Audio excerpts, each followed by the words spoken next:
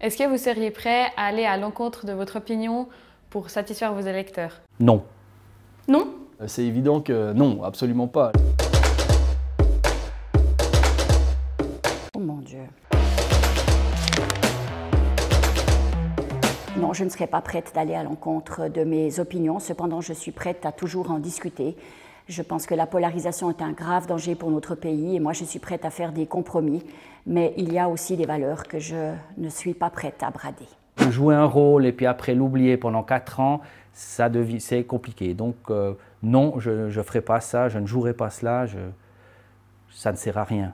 Pourquoi avez-vous commencé la politique? Pour changer le monde. Parce que j'adore la politique et j'adore les débats. J'ai d'abord commencé la politique jeune. Je n'avais pas encore le droit de vote, il était à 20 ans à l'époque. Alors, j'ai commencé la politique à l'âge de... En fait, je ne sais même plus.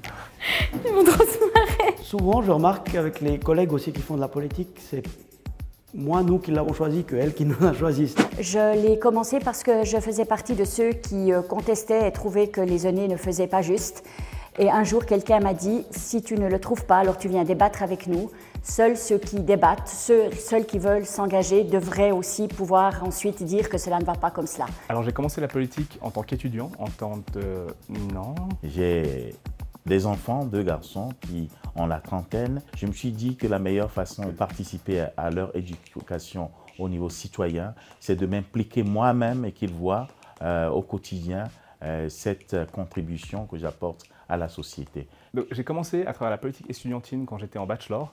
Et une fois terminé mon master, j'ai vraiment commencé la politique du vrai monde, entre guillemets, parce que j'étais face à 2 constats principaux, c'était ceux qui m'ont motivé initialement. La question du réchauffement climatique qui évidemment menace notre qualité de vie, et la deuxième qui est que je voyais un système de formation qui n'était plus adapté aux enjeux d'aujourd'hui, et je voyais un monde qui changeait énormément, notamment avec l'automatisation, mais pour lesquels en fait on n'était pas du tout formé. Soutenez-vous prioritairement les intérêts de votre canton ou de votre parti? Je soutiens pas d'intérêt, je suis engagé dans un parti parce que je défends un idéal. Alors clairement de mon parti, surtout que je candidate pour le Conseil national et là j'y vais pour défendre un programme, celui qu'on a créé avec Ensemble à gauche, qui est un programme écologiste, social, féministe et qui ne traduit pas tout le temps les intérêts de mon canton.